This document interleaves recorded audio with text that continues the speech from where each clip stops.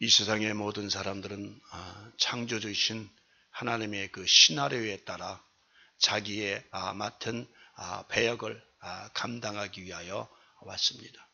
어떤 사람은 말합니다. 이 세상은 연극 무대라고요. 그렇습니다. 이 세상은 무대입니다. 그야말로 이 세상은 여러 가지 그 배역을 맡은 사람들이 많이 있습니다. 성경적으로 말하면 아버지 하나님은 시나리오의 작가시며 주님은 무대에 출연하는 배우들의 감독이십니다. 여러분, 오늘 우리가 이 땅에 살면서 많은 사람들이 여러 가지 배역을 감당하고 있습니다. 경제를 감당하는 분들, 정치를 감당하는 분들, 그리고 선한 일, 악한 일, 또 기술적인 여러 가지 감당하는 분들이 이 세상에 많이 있습니다. 과학처에 근무하시는 분들, 또한 정치계에 근무하면서 이 나라를 이끌어 가시는 분들, 경제가를 이끌으시는 분들, 그 다음에 의사들, 많은 사람들이 이 세상에 자기의 배역을 감당 열심히 일들을 하고 있습니다. 그야말로 이 세상은 하나의 무대입니다. 한 사람이 와서 자기의 그 맡은 배역을 감당하고 사라지는, 연극 배우가 자기의 맡은 배역을 감당하고 사라진 것 같은 우리 인생들도 이 세상의 무대 배우로서 왔다가 가고 왔다가 가는 그런 무대와 같습니다. 많은 사람들은 이 세상에 악인이 왜 있을까?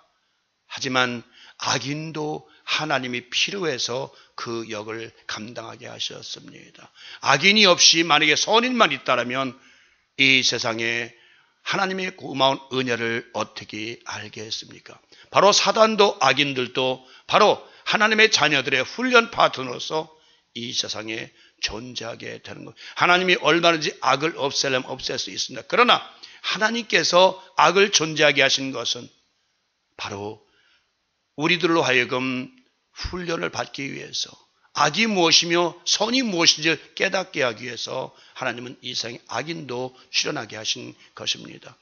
여러분이 잘 아시다시피, 글쎄 아시는 분 있는지 모르겠는데, 옛날 제가 국민학교 때에 연극이 있었어요. 그때는 텔레비가 없었고 라디오였습니다. 그때 현해탄은 알고 있다라는 아주 그 연극이 대단히 유행했습니다. 그때 그 악역을 맡은 사람이 바로 주상현 씨였습니다. 지금 LA에 와서 돌아가셨다고 말씀 들었지만, 그 주상현 씨가 일본 그 형사역을 아주 최고의 악한 역을 맡아서 한국 사람들을 괴롭히는 그런 역을 맡았습니다. 그때에 이제 주상현 씨가 다방에 가면 그랬답니다. 사람들이 주상현 씨가 어이 저 나쁜 놈.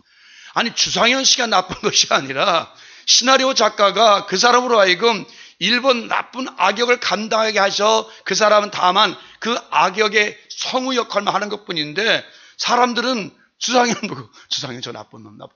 그래서 아주 다방에 앉았기에 너무너무 괴로웠다고 그런 고백을 하는 것을 제가 어렸을 때 들었습니다. 그렇습니다. 우리 많은 사람들은 이 땅에 오면서 많은 사람들에게 어이 저 나쁜 사람 그렇게 얘기를 합니다.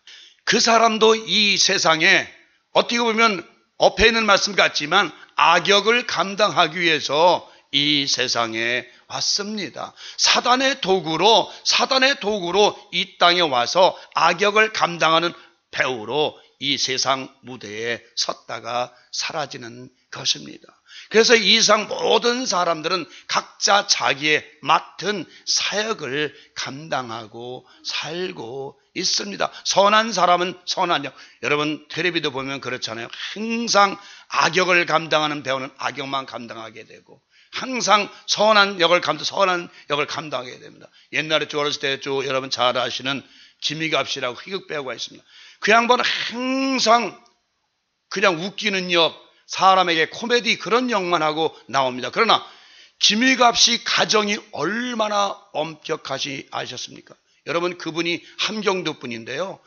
그 집에 돌아가면 얼마나 엄격하게 자녀들을 교육시키는지 알 수. 그러나 그는 무대에 올라오면 전혀 다른 사람이 되는 것입니다.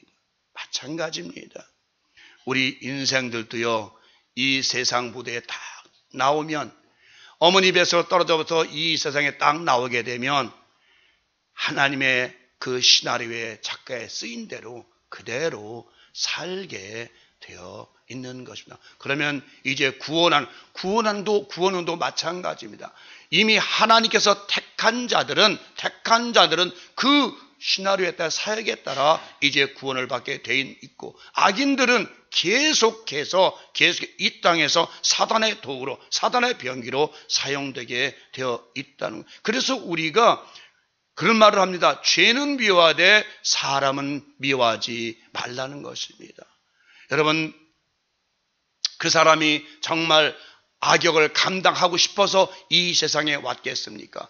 그 사람이 악인이 되고 싶어서 이 세상에 왔겠습니까? 이 세상에 태어나자마자 그는 사단의 도구로 사용되었습니다. 여러분 잘 아시던 가룟 유다를 주님이 그러십니다. 너는 차라리 태어나지 않았더라면 나았을 뻔하였구나라고 그 가룟 유다를 불쌍히 여깁니다. 그는 이 세상에 예수님을 팔자로 사단의 도구로 이 세상에 배역을 감당하기 위해서 이 세상에 왔습니다. 그런데 우리 가룟 유다를 욕을 합니다. 나쁜 사람이 욕을 합니다. 그렇지 않습니다. 그 사람이라고 왜 예수님을, 여러분 가룟 유다에서 잘 모르시죠? 가룟 유다는요, 그 전승을 보게 되면 가룟 유다도 부모한테 그랬답니다. 어떤 사람이 와서 이 사람은 얘는 낭 중에 큰 일을 저질 사람이다. 그러니까 하나님께서, 그 부모들이 그 가룟 유다를 버렸답니다. 그런데 어느 왕이 그 사람을 데려다 키웠습니다. 근데 그 왕이 아이가 없다 갑자기 아이가 생겼습니다. 그러니까 가룟 유다는 또 버림을 받았습니다. 버림을 받아서 방황하던 중에 예수님의 제자로 들어오게 되었던 것입니다. 그렇죠? 예수님의 제자로 들어와서 그도 열심히 하려고 했습니다. 열심 당원했잖아요. 열심히 예수를 믿고 예수를 의지해서 이스라엘 독립시키려는 그런 아주 놀라운, 그리고 용감한 그런 사람입니다. 그런데 예수께서 자꾸 뭐라고 그래요? 나는 십자가를 져야 돼. 나는 죽어야 돼. 그러니까 결국은 가룟 유다가 희망이 없구나. 이 사람을 의지해서 무언가를 세워보려고 했는데 이 사람도 희망이 없는 사람이로구나. 그래서 결국은 예수를 팔았습니다. 그 사람이 은전 30에 그것이 탐이 나서 그랬던 것은, 어떤 목사님 그러지만 절대 그런 사람이 아니었습니다. 전생에 보면 그가 돈을 받아서 세어보지도 않았다고 그러죠. 나중에 돈을 던졌잖아요. 그래서 돈에 탐나서 한 것이 아니라 그 사람은 무언가 자기의 태어난 운명을 좀 이렇게 변화시키기 위해서 예수를 만났어요. 예수를 만나서 뭔가 자기도 예수를 만나서 이분을 보니까 기독 표적에 가니까 이분을 만나면 무언가 될 것 같거든요. 그런데 나는 죽어야 돼. 그러니까 희망이 없어서 그를 결국은 팔고 이 성경상에 아주 나쁜 배반자로 낙인이 찍히고 말았습니다. 그 예수님은 너는 처음부터, 그래서 요한복음 17장에서 다 주님께 주신 자는 다 내가 구원했는데 멸망의 자식 하나뿐은 내가 잃어버렸습니다. 주님께 주신 자는 다 내가 다시 찾았는데 멸망의 자녀 하나뿐 그 손은 잊어버렸습니다라고. 그 가룟 유다는 이 세상에 태어날 때에 그 악역을 감당하기 위해서 이 땅에 태어났습니다. 어떻게 보면 불쌍한 사람입니다. 우리 인생들도 이 세상에 온 것은 하나님께서 각인에게 맡기신 사명을 감당해야 오셨습니다. 주님의 제자들도 마찬가지입니다. 주님께서 그가 주님의 제자 되고 싶어 됐습니까? 아니잖아요.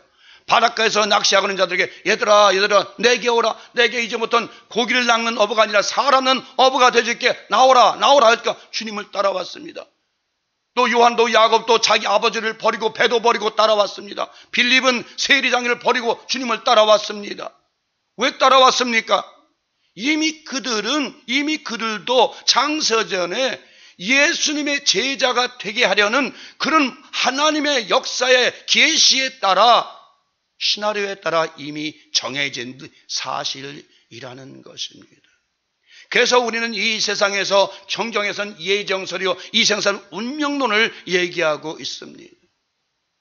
예정설이나 운명론이나 그렇게 차이는 없습니다. 다만 예정론은 하나님께서 하나님의 자녀를 특별히 택하셔서 사도로 정하시고 선지자로 정하신 그거는 좀 다르지만, 운명론, 결국은 악역을 감당하는 사람은 결국은 악역을 감당할 수밖에 없는, 그렇다고 그 사람이 영원한 악이냐, 저는 그거는 알 수가 없어요. 단지 여러분, 이 세상에 출연한 악인의 배우가 그 사람이 정말 영원히 악인을 했기 때문에 악인 배우를 감당할까요? 저는 그렇게 안 보고 있습니다. 여러분, 이 세상에 살면서 어떻습니까? 여러분들 마음대로 세상이 됩니까? 여러분들 마음대로 인생이 됩니까? 아니, 하나님이 정해주신 그 사역을 따라, 하나님이 맡기신 그 사명을 따라, 그 시나리오의 작가의 사역을 따라 여러분은 그대로 움직여 나갈 뿐인 것입니다. 그래서 이 말을 가지고 또 어떤 교파에서는 우리의 자유의지도 하나님이 주신 것이지 내가 어때 따로 받은 것 아니에요. 우리 모든 것은 하나님으로부터 받은 것이에요. 어떤 분이 그런 얘기를 합니다. 하나님께서 이제 그런 말씀을 하십니다. 태양의 햇빛 가운데도 내가 있단다. 저 바람 속에도 내가 있단다. 저 구름 가운데도 내가 있단다. 하늘의 우레소리 중에도 내가 있단다. 땅의 모든 피조물 가운데도 내가 존재한단다. 나는 어디나 다 존재한다.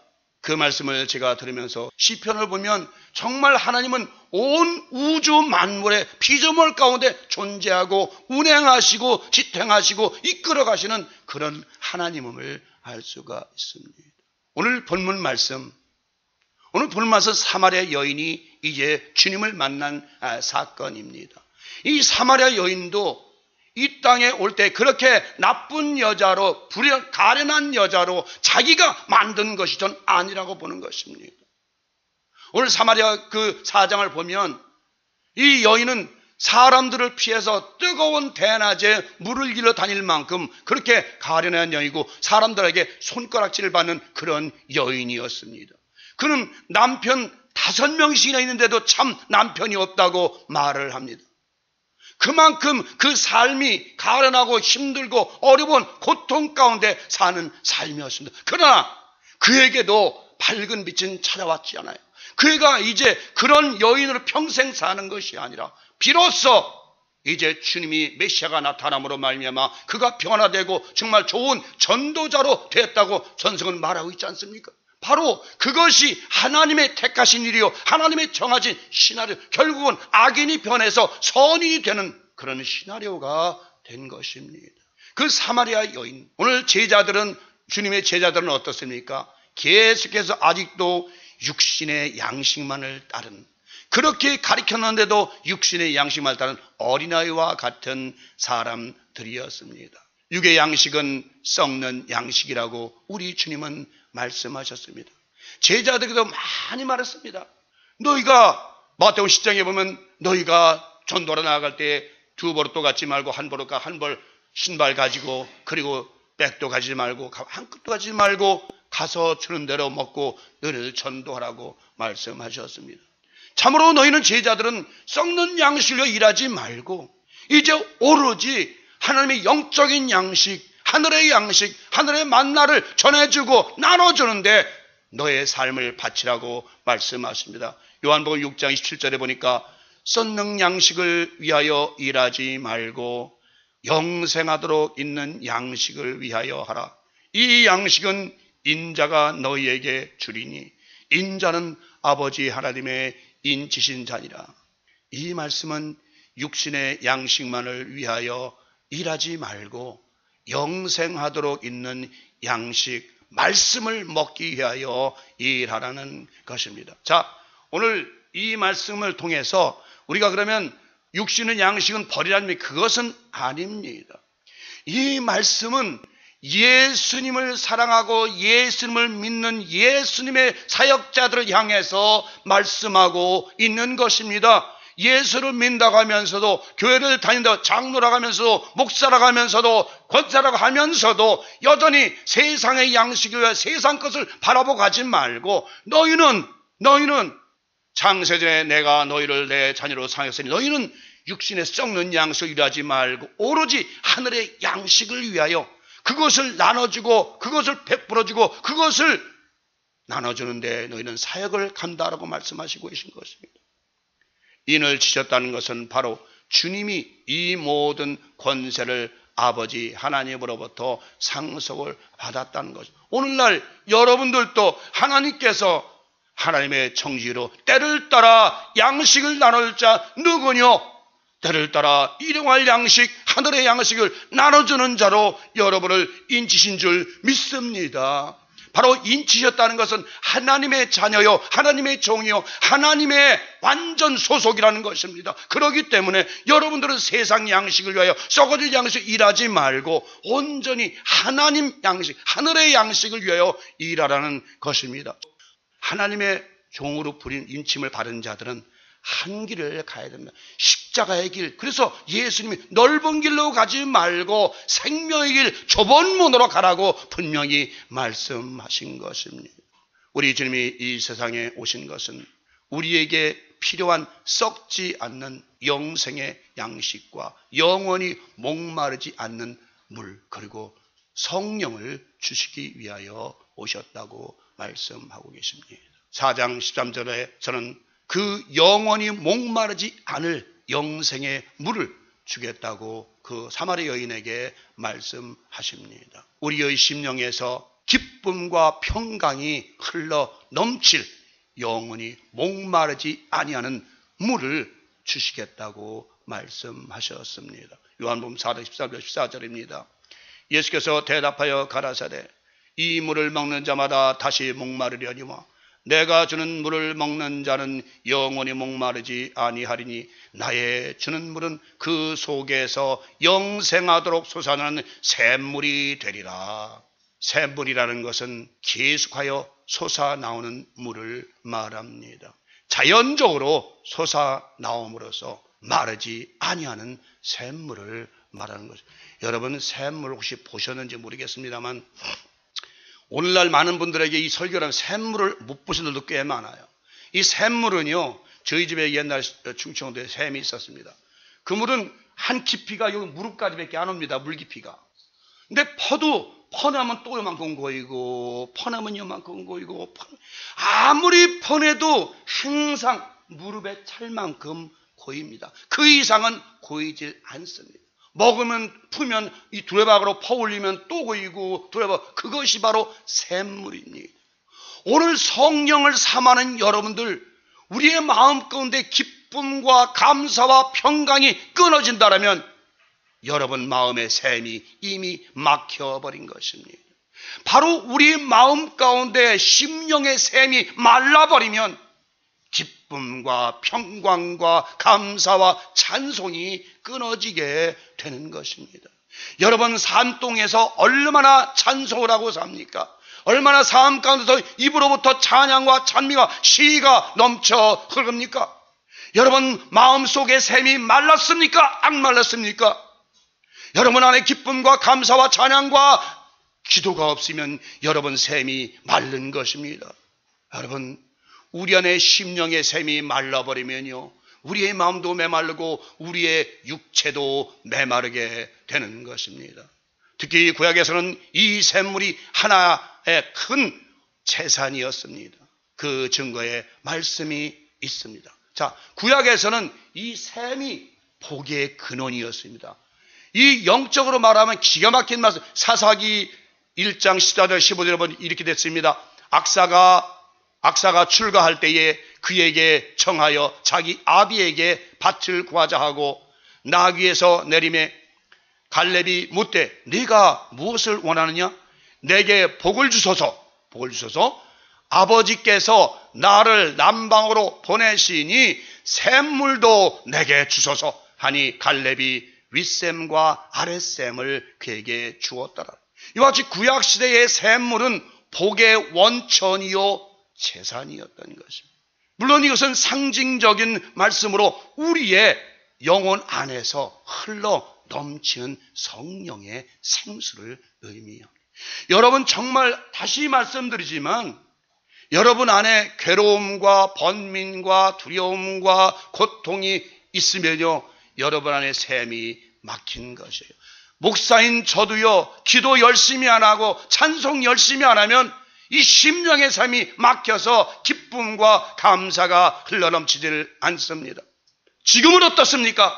지금은 찬송이 나옵니다. 찬송과 찬미와 시가 흘러 넘침을 제가 압니다. 오늘 본문의 제자들은 육신의 양식을 구하기 위하여 세상으로 나갔다가 돌아왔습니다. 육신의 양식은 입으로 먹는 것으로서 뒤로 나오는 것을 말합니다. 그 양식을 얻기 위하여는 돈이 필요하게 되어 있습니다. 돈뿐만이 아니라 그것을 위하여 누리려는 명예와 거짓과 투쟁과 다툼과 마지막에는 살인까지 저지르게 되어 있습니다. 결국은 육신의 양식을 지나치게 욕심을 부리면 욕심이 생기게 되고, 욕심이 지나치게 되면 죄를 짓게 되고, 죄를 범하게 되면 결국은 죽음에까지, 살인에까지 이르게 됩니다. 우리는 결국은 이 세상에 왜 욕심냅니까? 결국은 이 육신의 양식 때문에 육신의 양식을 좀 더 많이 구하게, 많이 얻기 위하여 욕심을 내고 있습니다. 썩는 물 역시 마찬가지입니다. 성령 대신에 받는 세상의 악한 영들, 다시 말하면 우상 숭배와 탐심과 탐욕과 시기와 질투, 이런 것들은 다 세상으로부터 오는 것입니다. 이런 모든 것들은 우리가 취해서는 안 될 것입니다. 이제 우리 주님이 말씀하시는 양식을 살펴보겠습니다. 주님은 말씀하시기를 나의 양식은 나를 보내신 이의 뜻을 행하며 그의 일을 온전히 이루는 것이라고 말씀하셨습니다. 참으로 이해하기가 어려운 말씀입니다. 양식은 먹는 것이 아니라 하나님의 뜻을 온전히 이루어드리는 것이 우리 주님의 양식이라고 말씀하십니다. 우리가 살아가는 세상에서도 그렇죠. 양식, 여러분 양식이라면 먹는 거. 우리가 사람을 말할 때도 그러잖아요. 왜? 그는 나의 밥이야. 그러죠? 그는 나의 밥이야. 그 다음에 또한 강한 운동선수가 약한 선수와 대련할 때도 그는 나의 밥이야 라고 말을 합니다. 이 말의 의미는 그는 나의 것이라는 것입니다. 나의 취할 바라는 것입니다. 다시 말하면 오늘 주님께서 하나님의 뜻을 온전히 이루는 것, 주님의 바로 일은, 주님의 양식은, 주님이 취할 것은 세상 썩어질 양식이 아니라 하나님의 일을 온전히 이루어 드리는 것, 하나님의 말씀대로 순종하고 그 뜻을 이루어 드리고 죽기까지 순종하고 부활하기까지 이르는 것. 오늘날 사마리아 여인을 위하여 그 피곤한 몸을 이끌고 전도하기 위하여 그 하나의 양식을 취하기 위하여 여기까지 온 그 주님, 그 사마리아 많은 사람들을 그 양식을 얻기 위해서 피곤한 몸을 이끌고 오신 그 주님, 그것이 바로 주님의 양식이라는 것입니다. 또는 사람들은 말할 때 저 사람이 나의 재산을 꿀꺽 삼켰다고 말합니다. 그렇죠. 먹었다. 또한 하나님을 믿지 아니하는 사람들을 사단의 밥이라고 말합니다.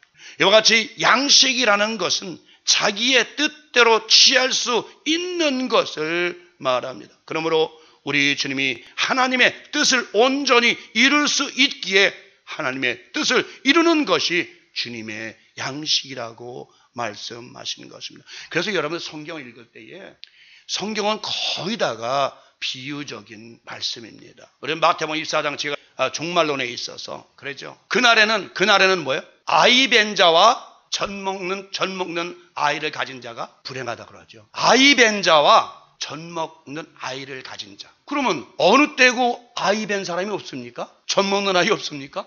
주님께서 그들에게 비유적인 말씀을 주신 거 아니에요? 그렇죠. 뭐예요? 잉태했다는 건 뭐예요? 아이를 잉태했다는 건 뭐예요? 죄를 잉태한 것이에요. 야고보 2장 15절 있죠?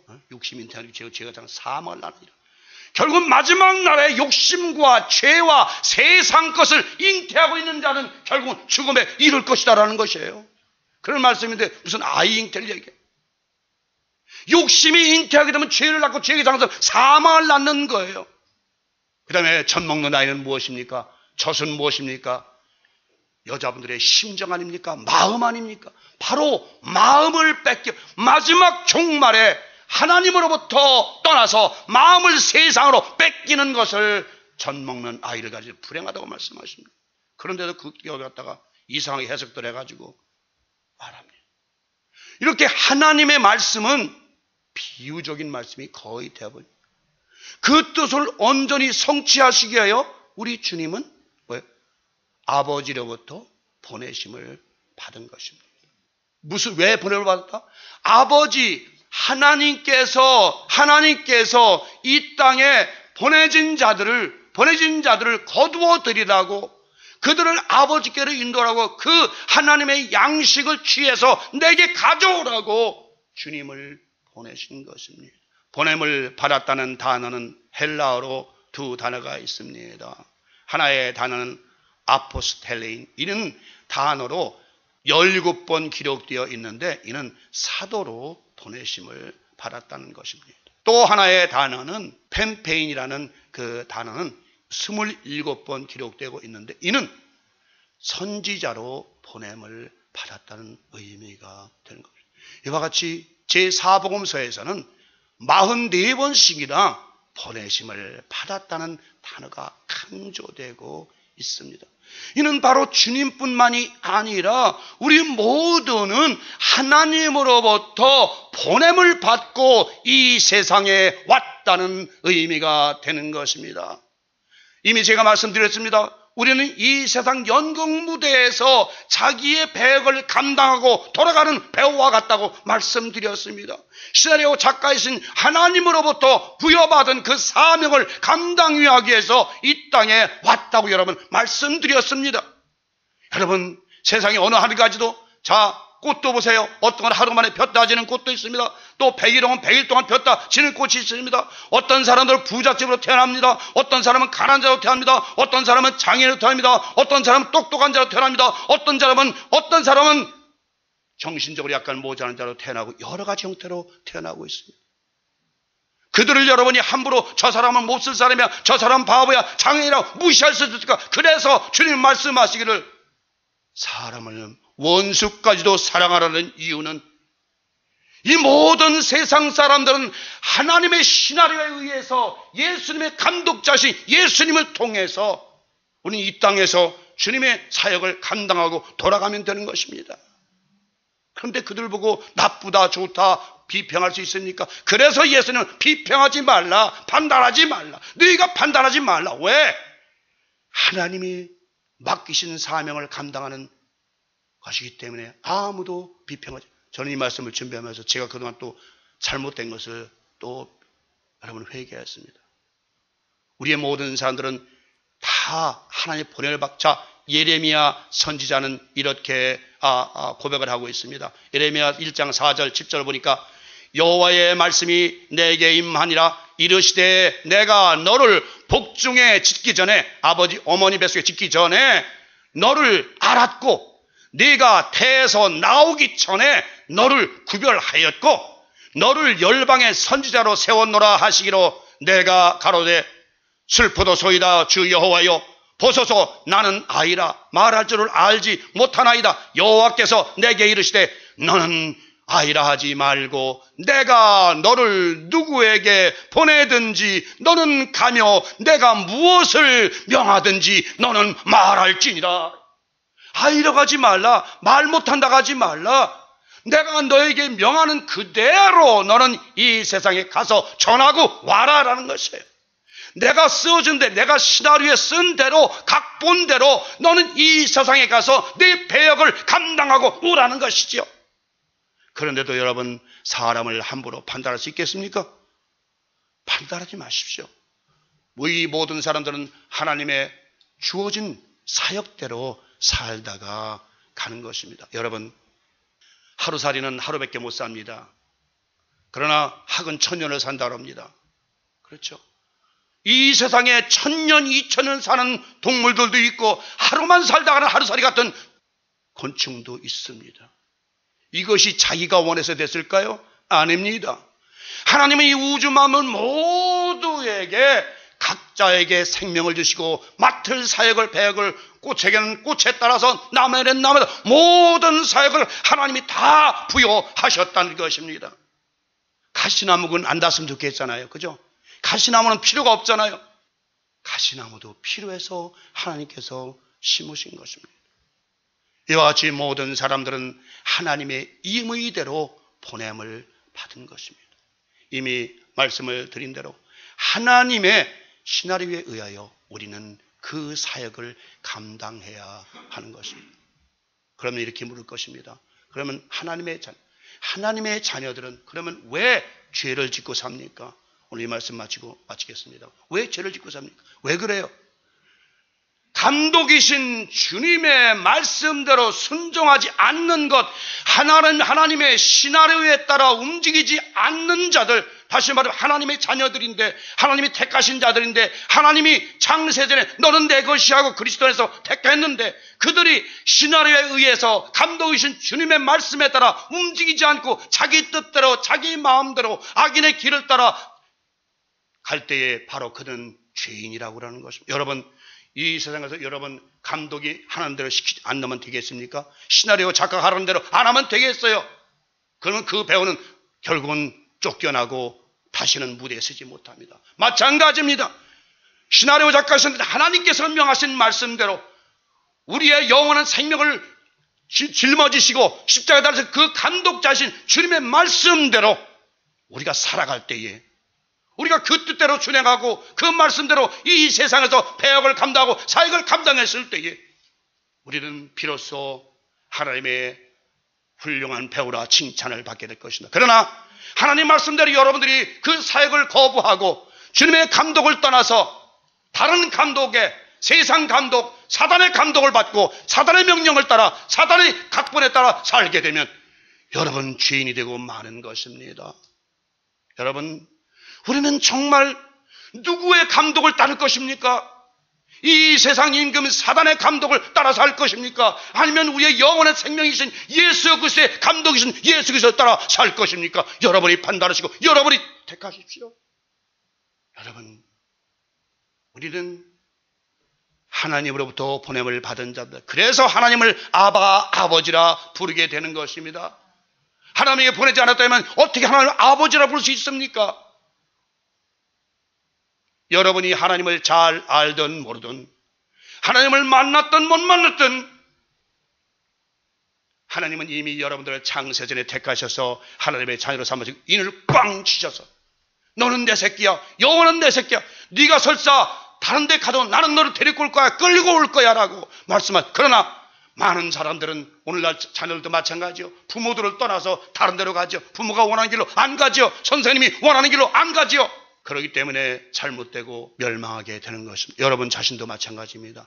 오늘 이 말씀을 듣고 여러분이 맡으신 사역이 이 땅에서 무엇인지 잘 생각해 보십시오. 이 세상은요, 정말 악역을 감당하는 사람도 있고요, 또한 선한 역을 감당하는 사람도 있고요, 그 또한 우리의 감독이신 주님은 우리 자녀들에게 더 이상 악역을 감당하지 말라고 말씀하십니다. 너는 아니야. 너는 그 역할 담당할 자가 아니야. 너는 그 속에 들어갈 자가 아니야. 너는 내 새끼, 너는 선한 배우야. 선한 역할을 담당하는 배우야. 그러니 너는 선한 일만, 선한 행위만 하는 그런 배우가 되길 원한다라고 말씀하시는데 우리는 여전히 아니요, 나는 감독의 말씀에 안 따르겠습니다. 나는 저 세상 임금에 따르겠습니다라고 다른 길로 간다면 여러분들은 영원한 하나님의 배후에서 제명되고 말 것입니다.